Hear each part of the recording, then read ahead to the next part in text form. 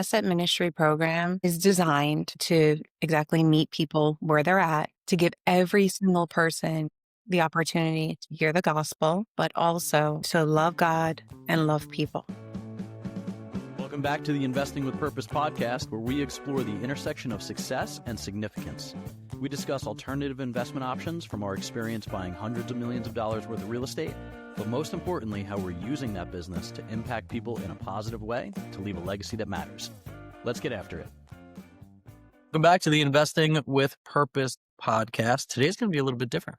We have, as most of you know her, if you've invested with us, Celia on our team Celia, how long has it been since you've worked with us?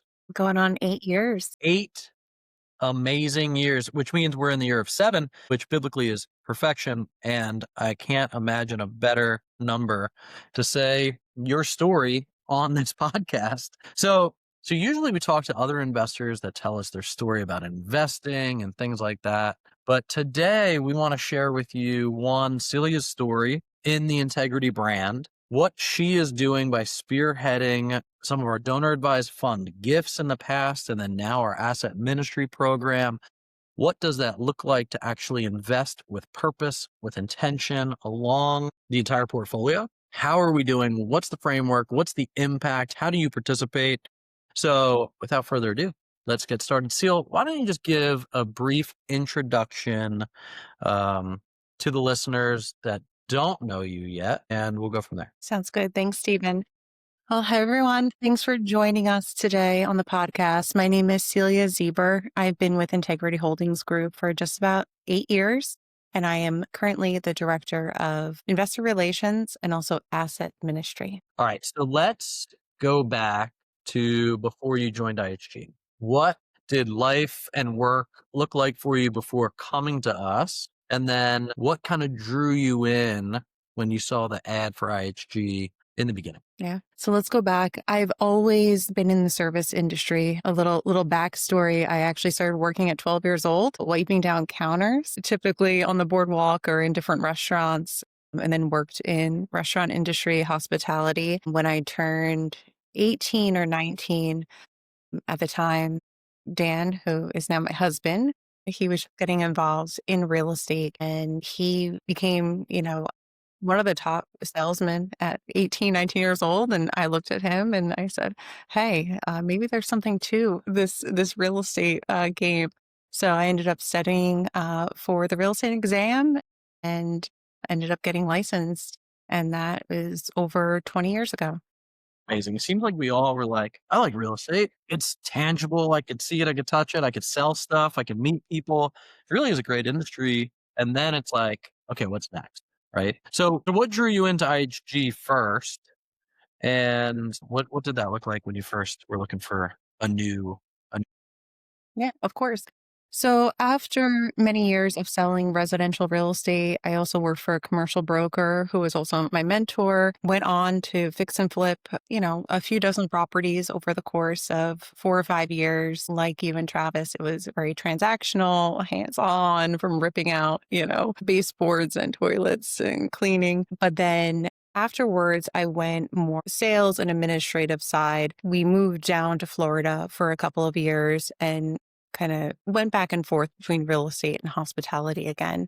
When moving back to New Jersey, I thought I was going to go back full time to being a realtor, but plans had changed a little bit. Actually had gone through a family tragedy at the time and retreated and pretty much said I wanted to look for a stay-at-home job.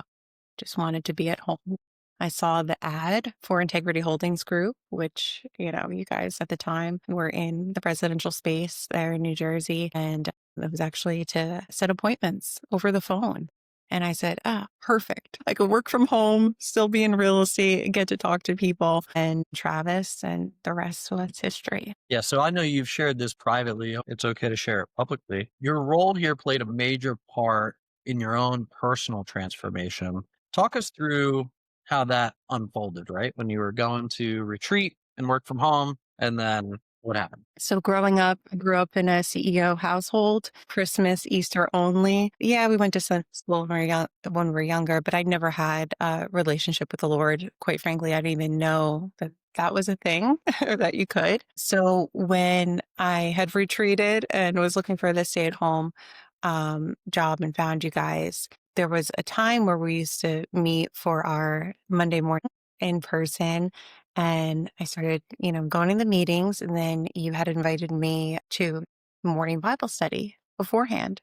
And I said, all right, I think I'll start coming in and sitting in. And the weeks had passed, and I think it was probably a couple of months in, just listening not only to the Bible study and the verses, but there was one morning, Stephen, that you had shared a big part of your testimony, as did Travis. And when you were sharing your story, there was something different. I saw at the time, it was beyond happiness. Even all the things that the Lord had brought you through, there was something different. And I to you afterwards, and I had said, hey, like, you went through all of these things and you're so happy and you talk about Jesus like you know him. And he said to me, he said, let's go to lunch. And we ended up going to lunch after that meeting. And for the first time ever, I left that day and it was the start of something very, very beautiful.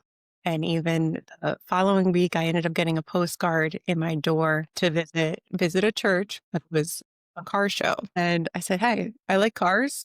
I'll go to the parking lot, and I joke around. I met Jesus in the parking lot. I went to service that following Sunday, which was Father's Day, and I never turned back. It's amazing where God will meet us. It was just at a Bible study at a real estate company. And, it's funny because I always encourage people to share their testimony because you never know who's listening. And your life story is your testimony. How the Lord brings you through those things is your testimony. And then the joy that you find on the other side is encouraging. And that's what you saw, right? You didn't see me and my story. You saw what the Lord was doing inside of that story. And then I'll share briefly. Celia started going to that church after her car show and invited us to come to her baptism. And she shared her testimony that she just shared with you guys about how coming to work with us, the Lord found her there through that. And of course, I'm in the back sniveling and crying, right? Because I didn't know this yet, that just recently dedicated her life back to the Lord. But, it's been amazing to see that everybody in our company is currently a follower of Jesus or has become a follower of Jesus by working here. So I always joke, well, I say it jokingly, but I'm not joking, is that, we have two people that work here, believers and those that aren't believers yet. And when we interview people, I let them know exactly where we stand. And hey, you don't have to be a believer to come and work here, but I can't promise that the Lord's not going to chase you down when you do. So amazing testimony. 8 years later now, Celia has done incredibly flexible things in her own acumen, meaning we were wholesaling deals, we were flipping deals. She was calling homeowners, and now we run a $100+ million equity shop with $500 million worth of deals. And she's in charge of investor relations, and more recently, our donor advised fund, and most recently, our asset ministry program. So let's fast forward because this will be an all day affair if we go through it all. I, Let's fast forward so talk to us about, let's share this too. It just reminded me that there was a period of time where you were getting recruited yeah, to get poached out of IHG. right. Right. And this was something that you didn't, one, have to share with us. Two, like, so talk to us about that season of life, just because I think it's such an encouragement for people that might feel like they're not in the right place yet, or might feel like there's other opportunities on the other side of it. Talk us through kind of what that looked like. Yeah, and even just touch back a little bit when I first answered that ad, right, to join the team and set calls. What the Lord has done in the past 7 or 8 years has been truly unbelievable. So before even meeting you guys and coming to the Lord, it was always on my heart. So I always was part of nonprofits, loved to volunteer, loved to fundraise. And I would always say, one day when I retire, I want to volunteer full time for a nonprofit or start one up. And it was probably a couple of years in with you guys where you had said, "Hey, we'd love for you to come and oversee a donor advice fund where we get to sow back into kingdom building nonprofits." And I didn't even take any time. I just said, "Yes, I'm in."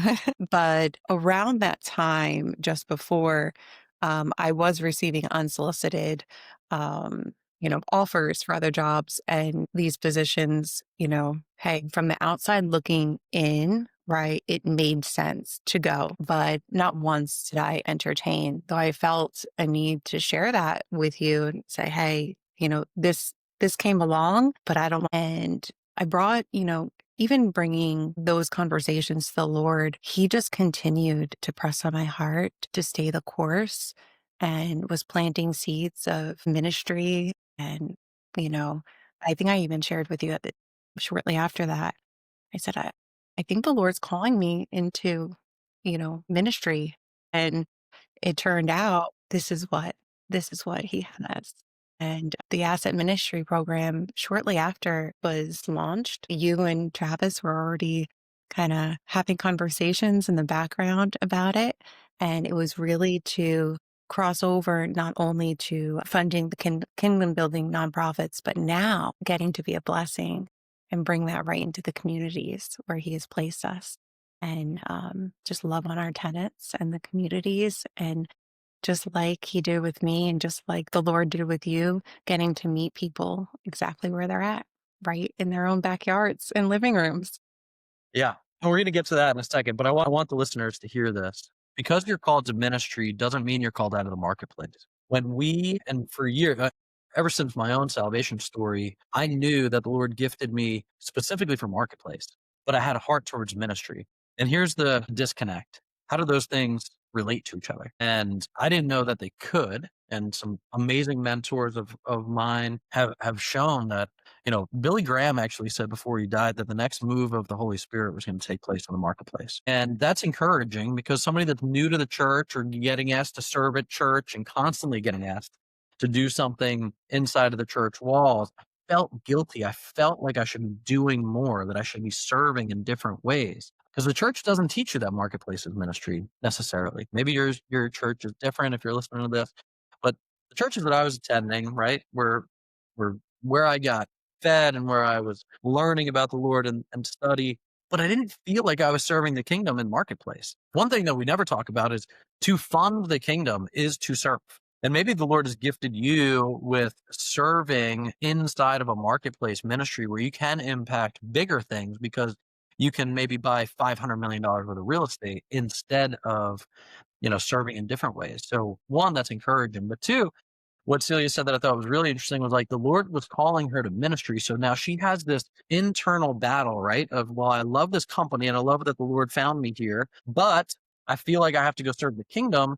How do those two things interject or intersect? And it was already on our heart, like, Lord, I'm praying, Lord, how do I give more abundantly now before we quote unquote make it? And he's laying out the plans of how do we interact with more kingdom nonprofits, right? And I think I forget what it was to date when we started just the asset ministry program, but upwards of 40, 35, 40 It's about 35, yeah, nonprofits that we were nonprofits that we were able to financially support because the Lord gave me a mandate to be obedient first, which was give 1% past the tithe to a nonprofit, 2%, 4%, 8%, whatever that was. And as that continued to grow, I didn't know how I was going to lead the company and focus on the ministry stuff. So I asked Celia, and she just lit up.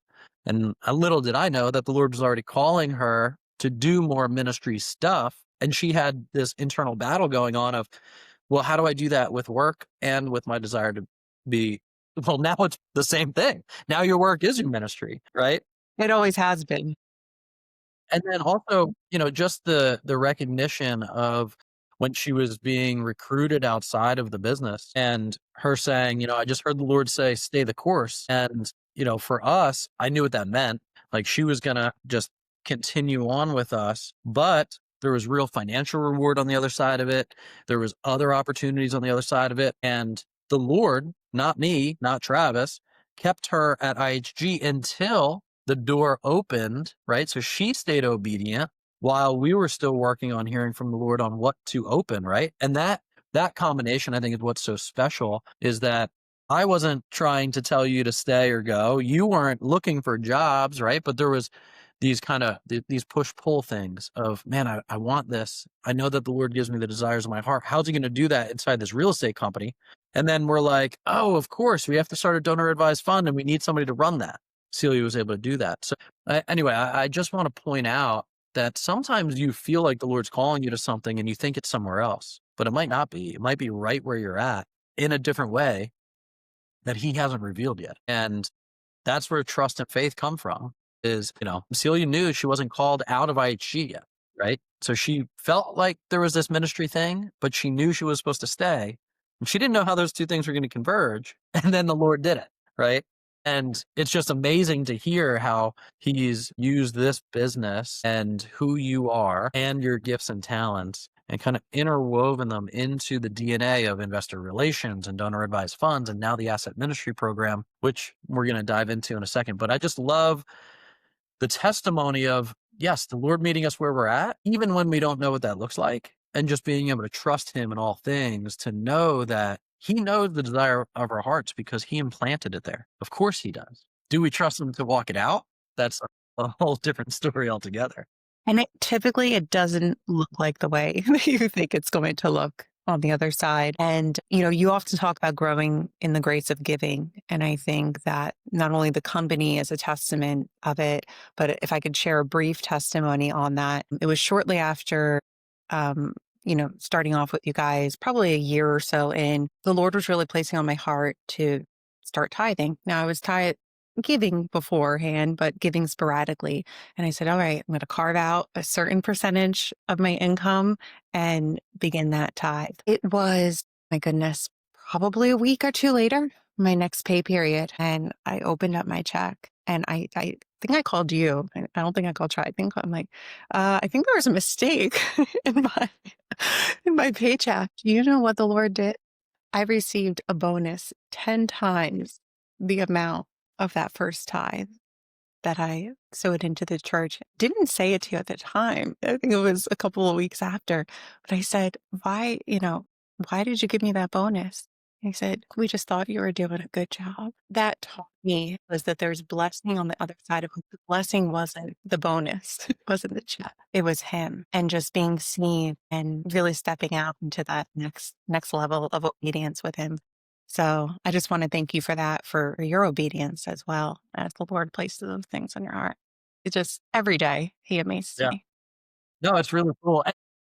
Before I was saved and then after I was saved, I used to think Christians were crazy talking about like, oh, this check showed up on mail and I got blessed with this. I'm like, yeah, yeah, yeah. I have seen too much now to have little faith. So, if that tells you anything, it's just, I've seen too much. I've seen too many of these stories unfold where, one hand doesn't know what the other is doing. And this is testimony of it. All right.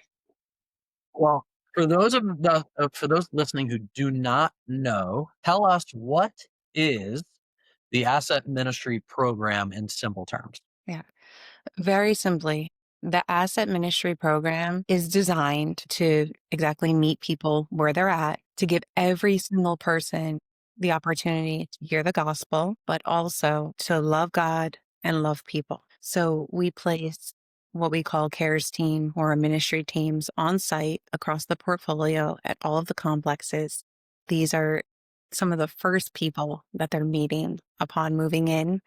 Um, so right off the bat, they have a built-in friend that they're already building relationship with. We found that over 65% of people, that are living already in the complex don't even know one of their neighbors. So this is huge. People being seen. They're also, we believe in acts of care. So whether it's a random act of care, showing up to a neighbor's door with a card or a small gift or an encouragement, or when they're bringing home a new baby and their families are growing, stopping by with a box of, every life diapers, onesies, wipes, celebrating, right, the wins of life, and then being there for some of their, harder moments as well. Our teams are also hosting, some may call them events, we call them outreaches. So opportunities to connect with people, connect the community together, and just build that relationship with them. So just to reiterate, we give free apartments to on-site ministers that serve the tenants, the maintenance people, and the property managers so that we could build better communities. That's right. That's right. All right. So I love the stories. I mean, this is a macro sense of what it is that we do, right? This is the heart of what we do and why we do it, right? We've now supported less ministry. You heard us talk about, supporting through our donor advised funds, 30 plus ministries. Now we're being very strategic as to where we think the Lord is calling us for financial support. But one of the big things that we recognize is that there's a mission field and we own it, right? We've read some other people's studies that say 92 to 95%, maybe higher in some areas, of the apartment dwelling tenant is unchurched. Doesn't mean they're not believers, but maybe they can't point you to a church that they would get to or go to, probably because of the transient nature of apartment living or, any number of reasons, right? Where they are quote unquote unchurched. And then it dawns on us, wow, we own a mission field. There is no, we have to go, and we've done this, dig well in Western Africa. It's great. I love that. We've done it. But there's people that live on site. There's families that live on site, and we have thousands of families that live across of our portfolio that also needs to be served, also need to be get met where they're at. So that's the macro, but let's bring it down to a couple of stories. So I love the stories of, a mom brings home a new baby and we're able to give them a gift when they get home. Diapers are expensive, right? Just 1 week of help is a help. So there's just that. Hey, we care for you. We love you. Thank you for living here. Uh, but there's a few stories that stand out to me. I want to know what stands out to you. Um, in terms of, when there's a hardship. I know that you have a hardship story. I know that you have kind of a joyful story. So let's just start with one of those and talk to us about the practical steps that we're taking and what the result is of these stories. Yeah. I'm gonna highlight one of the more recent stories, and this is in one of our complexes down in Florida, the Sky Reserve. It's a community where there are over 980 families, almost 1,000 families living on site. It's almost like a small city. So our team there, they're very intentional with prayer. So one of the prime ministers was walking the complex one morning, and um, it was the week right before Father's Day. And he ran into a couple of men and they started talking and, was just asking them, hey, what are you guys doing for Father's Day? Two of the men had said, hey, due to some circumstances, we won't be able to spend, a day with our children. And Bashir was listening to them and he ended up sharing part of his testimony, how the Lord had restored his family and the hope of Jesus. And the men were engaged and they were asking questions to learn more. And by the end of that conversation, he invited them with him to church that Sunday with their family. And it was Father's Day. And they accepted the invitation to come and they brought some of their family members with them. And that Sunday morning, all five people that came gave their lives to Christ that morning. It is a beautiful celebration of God's faithfulness, just showing when the church shows up, right? But something like a morning prayer walk turned into like so beautiful on the other side. Yeah, I think it's really neat to think of Father's Day specifically and when the Father comes and meets us in those moments. So, yeah, just amazing testimonies. And yes, prayer walks. Yeah, we have people walking around our complexes praying for the tenants. Somebody prayed me in, somebody prayed you in, Seal. So, we think that prayer is powerful. So we want to pray over the complexes, pray over the tenants.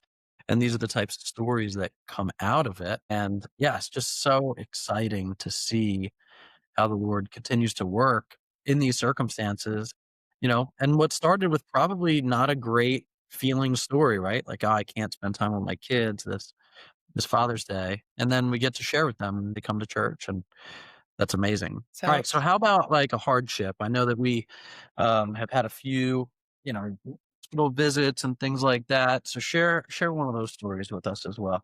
yeah, so there was actually a resident this past summer who had a seizure by the pool at one of the complexes. He's doing He's doing well now, but after he had had the seizure, the ministry team, they actually went by the hospital, sat with him, prayed with him and his wife, brought over a gift, and when he returned home, they did the same. Actually reached out and were invited over and were able to sit down and have a conversation over, a cup of coffee. And they ended up bringing them a big basket of produce, fresh fruits and veggies from one of our other beautiful outreaches, which is a farmer's market. Anyway, they definitely went above and beyond. It wasn't the first time that they had visited a resident in the hospital, and I'm sure it won't be the last time. Yeah. And there's all kinds of stories, right? I mean, we've had on-site ministers go to kids' sporting events at, these public fields. And there's just so much opportunity to show people that they're loved and cared for. And that's how we do it by not being preachy and not being intrusive, right? We're just there to serve people. And through that, these stories come about. So, how do you measure success across these new metrics that we're starting to track? Like, what are you tracking? What does success look like? You know, and what is kind of the end result of that impact? That's a good question. You know what? I think you measure it both ways by the width and the depth, right? Because we want to engage with as many residents, right? As many families as possible. But we also have to be very intentional with the relationships to also be able to go deeper. So I think it's, one, like I said before, meeting people where they're at. I think tracking success is, are we meeting the four areas of focus? So part of the AMP, the Asset Ministry Program, we have four different areas where we really like to hone in on. So it's going to be spiritual growth. So that's going to fall more into Bible studies, discipleship, prayer groups, educational growth. So more geared towards financial literacy, homeowner buying program like we have in one of our complexes, Financial Peace University. We have our outreach, which is the community engagement, and then community needs, which is really tailored to each and every one of the complexes. Starting with community needs, I think we measure success of that is, are we hearing, are we seeing the areas that we really need to hone in and focus on? And how is that being received by the community? An example of that is going to be a farmer's market that we have on an ongoing basis at one of our complexes. That came about seeing that there was a need because of some food insecurity. We know the rising cost of food across the board impacts everyone. But there were a lot of hardworking families in this complex. And even something like fresh fruits and veggies were a delicacy, right? It's a luxury to some families. And we didn't want that to be the case. So with the farmers market, we're able to partner with local farms, co-ops, use a certain portion of the budget to stock up, right? Every month, fresh fruits, veggies, pantry staples, and then even have a gathering space for the residents, whether it's a lemonade stand, a smoothie bar, a healthy eating demonstration, get to engage, gather, and then meeting the needs of the community. So with that success, it's all right, how many residents are taking part of that, but also with that type of program, we're seeing not only the younger families, right? People in their 20s and 30s, but we're seeing people across all age groups. I mean, residents in their 60s and 70s and 80s coming out. So it's not a one size fits all. On the other side, we track salvations, we track church connections. And this is where I was talking about going a little bit deeper. And it takes time, right? It takes time to build relationships, but we're seeing beautiful fruit, especially at the complexes where we've been, where we have programming maybe longer than a year or so. So, first of all, no apartment complex that I ever lived at ever did this stuff. And the fact that we get to implement them, I think is amazing.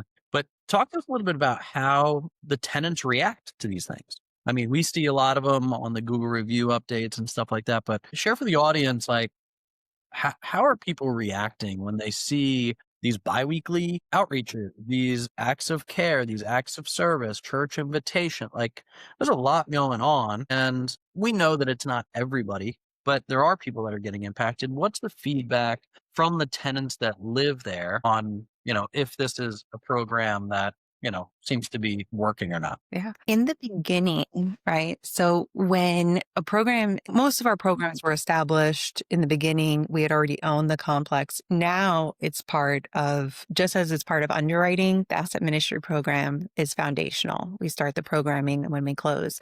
In the beginning, people would show up and they would be like, what is this for? What's the cost? Why What are are you you, selling? right? What are you selling me? And then now they're like, my goodness, I've never lived anywhere that they've done this before. They feel cared for. It's not just a place where people are living, it's a place that they get to call home. And we have one complex where there's 66 units. The first few months, we had about a handful of people coming out, understandable. Over the past, I would say about 3 or 4 months now that we've been on site, that the team has been on site, we are seeing about 35% of the residents come out to the outreaches. They love it. We focus in on, like I mentioned, the needs of the community, but also what type of foundational outreaches are going to gauge. Does the complex have a lot of children, right? Are there more young professionals? Overall consensus is they love it. It's positive feedback. We're getting outstanding not only Google reviews, but we're also receiving feedback from our property management teams as well, because the residents aren't the only ones that are impacted. It releases the pressure valve from our community managers because the ministry teams almost act like a bridge, but our ministry teams are also loving on and serving our staff as well. Right. Yeah. Thankless job, property management. People don't call you when things are going well, typically. So it's good to be able to serve those folks as well, because we want to show them that we care about them too. That's how the complex gets run. And yeah, it's amazing to see some of the Google reviews and some of the responses that we're seeing from these AMP initiatives. So give me one moment recently where you can pinpoint to a story and be like, this is why we do what we do. My goodness. One? Are you sure? Because I probably have like 100. Oh man. I'm gonna say, well, you mentioned earlier, I'm gonna share two. So you mentioned earlier that young girl, and I was able to witness the first half of the story. So visiting the property before one of our investor serve days, and I'm sure we'll get into that later, but was sitting at the table and one of the CARES team was talking about her son who played soccer. And this little girl, she was probably 13 or 14 years old, looked up, right? And looked at us and said, I play soccer. And Jessica said, do you? And they started talking about it. And she said, yeah, I have a game coming up. And she's like, well, when's your game? And the little girl looked at her and she said, why? It's because I want to come and cheer you on. She's like, you want to come to my soccer game? And sure enough, they ended up connecting. The team and then a couple of other people from the complex ended up going to this girls' soccer game, and her family wasn't there for whatever the reason was, but they cheered her on. And it's moments like that because that little girl will always remember that. That's like a core memory, be forever changed. And hopefully, I know that there are seeds being planted in her heart as well. Secondly, is when hearing the salvation stories. Recently, there was a young mom with a toddler, and her mom lived in that complex, and they were talking to the team. They had said that they were looking for, a place, a church home, a Christ Center church home, and they said, "Hey, why don't you guys come with us?" And that day, they said yes.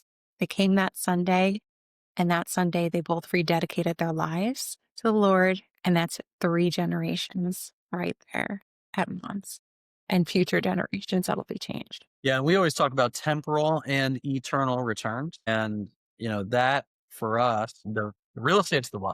These people are the why. And we have a unique opportunity in being able to serve a large number of people, right? I mean, thousands across our complex right now. And it's encouraging to know that we can weave this in to the DNA of the complex, to the DNA of our investor base. And it's, yeah, it's why we do what we do. And, we could talk about the rates of return all day. We could talk about the underwriting all day, and that is important, right? Jason, our CEO, often says, no margin, no mission. If we're not acting and operating with excellence, then all of this stuff, is hard to accomplish. But if we can operate with excellence and implement these programs in a way that makes people feel served, then all the better for not just the tenants, but also the investors and the business plan. Because AMP does more than just serve the tenants, right? The business case for it, apparent, and it's not why we started it, by the way. This isn't a bolt on to say, oh, yeah, and it increases our returns. But what we've seen is that it does. We've seen that it increases community retention. It increases resident satisfaction. It decreases lease attrition, which means people move out less, right? So what impact are you seeing in occupancy, longevity, and culture at the asset level? I have been seeing a huge increase in renewals. I think at one of our complexes recently, we had 41 renewals. I mean, that's I don't know about you, but I mean, that number, you see that very often. Slightly higher than what we would say is industry average. Yeah. We're also seeing at our 66 unit complex, I believe that we had close to like 2021 renewals recently. And that complex, I'm hearing more and more that they're referring their friends and family to live there as well Uh-huh. by means of the asset ministry program.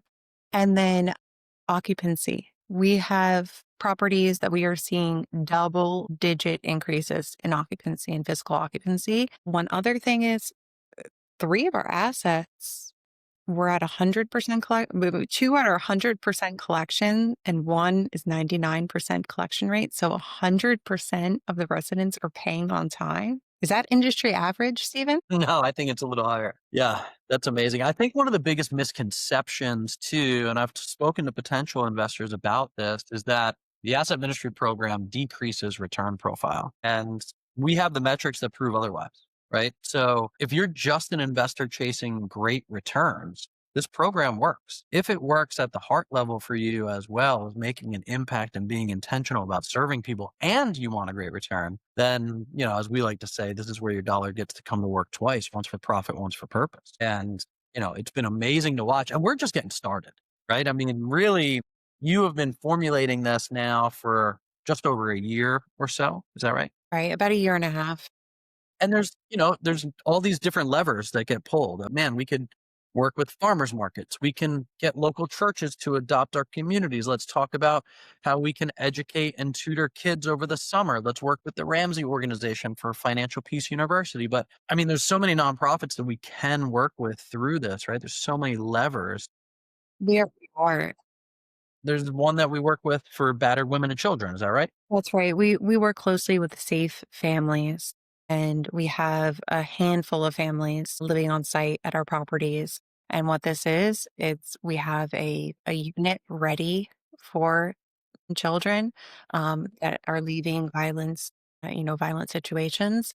And they're only placing the families on site where the church is present as well. So we have to have the on site apartment ministers. And then, of course, they have programming for aftercare. But it is beautiful to see that this is a place that they get to call home and it's safe. We're also looking at a couple of other partnerships for, young adults transitioning out of foster care as well.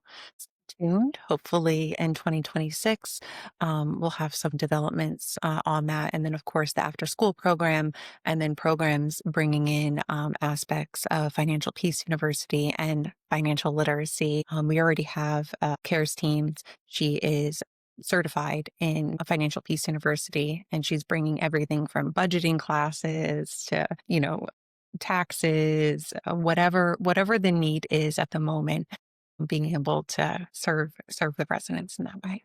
Yeah, the Lord is really starting to show not just us, but others what marketplace ministry can look like. And yeah, it's been an honor to watch this grow. And I can't wait to see what the Lord's going to continue to do with it. So let's talk a little bit about your role, as you're formulating these things. So when you stepped into leading the asset ministry program, what was your vision of it? and how has it evolved if it hasn't? And then follow up is how has it tested and grown your own leadership abilities? My goodness, that's a three-parter right there. Sorry, I have a hard time getting, one at a time. Yeah. Um, all right. So when I first entered into this role, I knew it was love God, love people. How can we love on people well? As the months went on, I'm like, all right, now we need to start building out some type of structure. So through prayerful consideration, through our donor advised board. So we have a board here at Integrity Holdings Group where we meet every single month, but then also being very strategic with planning. As I mentioned before, we have to have a certain, usually about 3 to 4 months, we're able to see, okay, the needs of the community, the flow of the community, what type of outreaches are really landing? Because we want to make sure that not only they're consistent, but they're scalable as well, because the numbers will just, right, continue to grow. So I have things like outlines, different programs. So we have an asset ministry guide that we share with our investors. We have one with our sponsor partners. And then we have one that is shared more as a training guide for all of our teams. So there's a standard, an IHG standard across the board. Of course, it's going to look different from complex to complex with the outreaches, but overall, we want to make sure that the foundational outreaches are there, that the pillars are there. And then, of course, we are ministry and Christ centered as well. Leadership. Yeah. So, for those that know me, I am a little bit more process and task orientated. I do love people, but managing people, I mean, hey, I give it to you guys, you and Jason and Travis, because at times it's not an easy task at all, but the level of growth is there as far as communicating with people, really understanding, right? They're coming from what they're thinking, and active listening is huge. Always assume the best in people. Lead with grace as you do. And you always remind your team that. But yeah, I think just the communication in any good relationship has to be there. Otherwise, you start assuming, right? Having a same page, even if a same page meeting is 10 minutes or an hour, but not foregoing that, putting it on the calendar and making sure we're all rowing in the same direction. Yeah.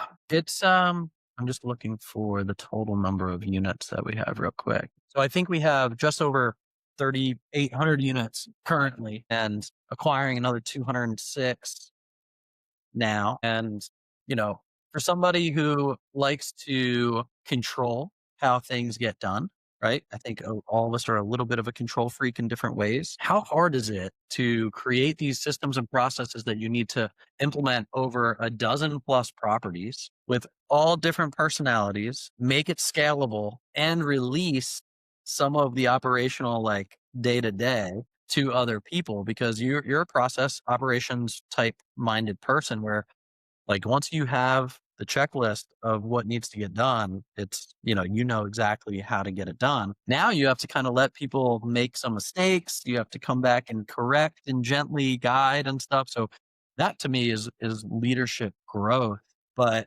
it's hard, right? I mean, so talk to us through a little bit of that. I mean, thousands of residents, over a dozen complexes, different apartment life ministers everywhere, different churches that you have to interface with. I mean, there's a lot going on. There's one of you. You want it to be the vision that you set for the asset ministry program. What's that doing in terms of like, how do you grow through that? Yeah. What you focus on grows. That's great. I love that. That's something that I share with the teams as well. And as we continue to grow even with the team, so I'll answer one of the questions there. How do we do that? How do I kind of manage all of these relationships and meetings? It's going to come down to we partner with 501c3 nonprofits with our teams, like Apartment Life and Way Forward, and meeting with our directors. So all of our teams have directors and mentors, and then I also meet with them, but meeting with the directors who maybe oversee multiple teams on a consistent basis, and then, inviting the team on those calls as well. So definitely, who do you have right alongside you and behind you? Delegate some of those tasks. You can't do it all. It's not my vision. It's God's vision and coming together. and really saying, hey, what's on your hearts as well, and coming together to see, even with the teams, what they're seeing in the communities, because they're there, right? They're there day after day. So it is that collaboration. You have to have collaboration and you have to have communication, as I mentioned earlier, and setting boundaries. I think boundaries sometimes, right? You hear boundaries like, oh, that's a bad, no, it's a good thing. They get a bad rap, don't they? It keeps you in line, right? But it also gives you freedom and autonomy within those boundary lines to be creative and kind of put your own on it. So I think having the guides, the training materials for them, calls, encouragement, right? We want to encourage each other in the things that they're, doing well. And maybe in other areas, we have this with the team. We have a great team, right? We have a great team that is so talented and anointed on the ministry side. They just need a little bit of help on the business side. And we're bringing in mentors for them to help on the business and organizational side. So it's really focusing what we focus on grows, focus on the strengths, and then help to delegate for anything else. And how do you think your personal story has equipped you uniquely for shepherding this vision into the future? I didn't send these questions to Celia on purpose, by the way. He sees all of us, right? Where we are, what we need, right in the middle of our mess. And personally, he pulled me, right? He pulled me from a pit. I think understanding that God can do that for me, He can do that for you, He can do that for anyone. And I think that that's the main thing, just already walking through that and seeing what He has for everyone on the other side. Yeah, it's an amazing constant reminder that we get to do this through our business because, right, like we see how these impacts are taking place across the portfolio, how it impacts the business, how it impacts the tenants, the investors. But it really reminds us of God's goodness and grace every day in every situation. And yeah, it's powerful. So I'm grateful for you sharing that with us. All right. So go ahead. He meets us where we are, and we had this conversation the other day, but he goes after the one, right? So even though, we're in these complexes and these communities with thousands of people, I think just seeing that and walking that out every single day is just, oh my goodness, incredible. So sorry. Great. All right. Where's the AMP program heading over the next 2, 3 years? Mm. Great question. Definitely across additional properties from the portfolio. We're going to continue to grow. I know we're closing out on a wonderful property um, up in St. Louis. We have a couple more in the pipeline coming up in Q1 and Q2 already. Multiplication, we've started to implement already their serve days. So the plan is to have our investor serve days where we get to invite the investing with purpose community out to come alongside the teams. We prayer walk the property. We get to co-serve and host outreaches for the residents, get to know them, hear their stories. And then there are so many wonderful partnerships that I'm already setting up for 2026 to sit down and have meetings with everything from the after school programs, as you mentioned, to the kids transitioning out of foster care. The Lord knows, and just continue to trust Him with every single step that we take. It's just another knock on the door of heaven. It's grateful for where He's already brought us from, and I'm sure that the future is going to be even brighter.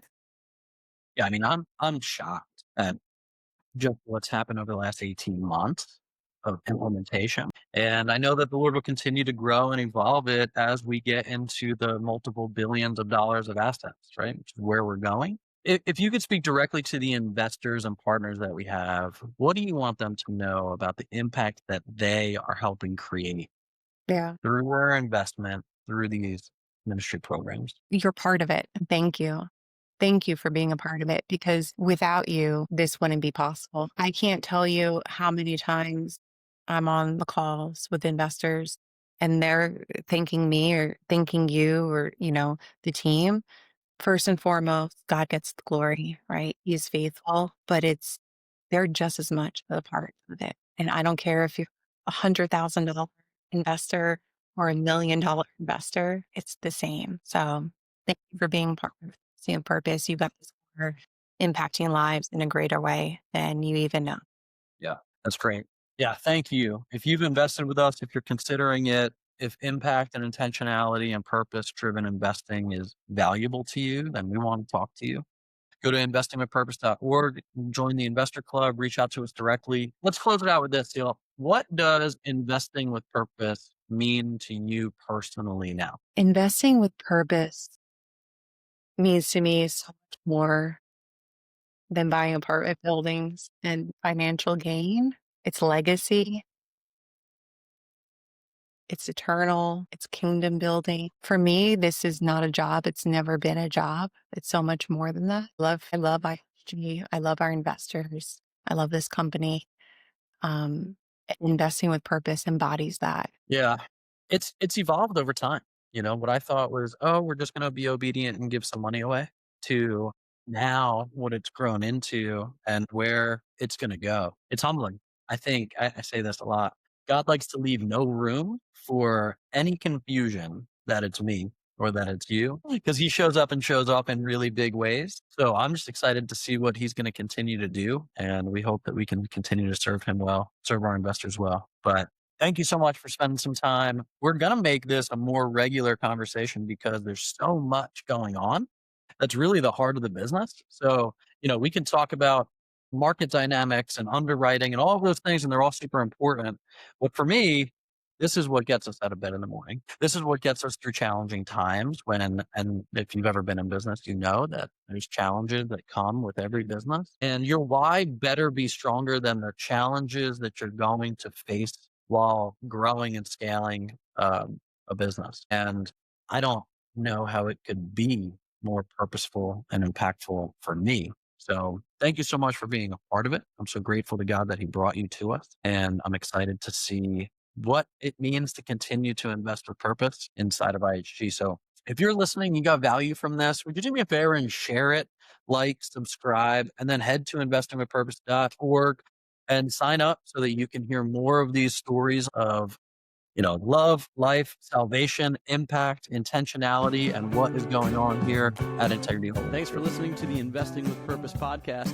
Would you do me a favor and subscribe, leave us a review, and to learn more and partner with us, go to investingwithpurpose.org.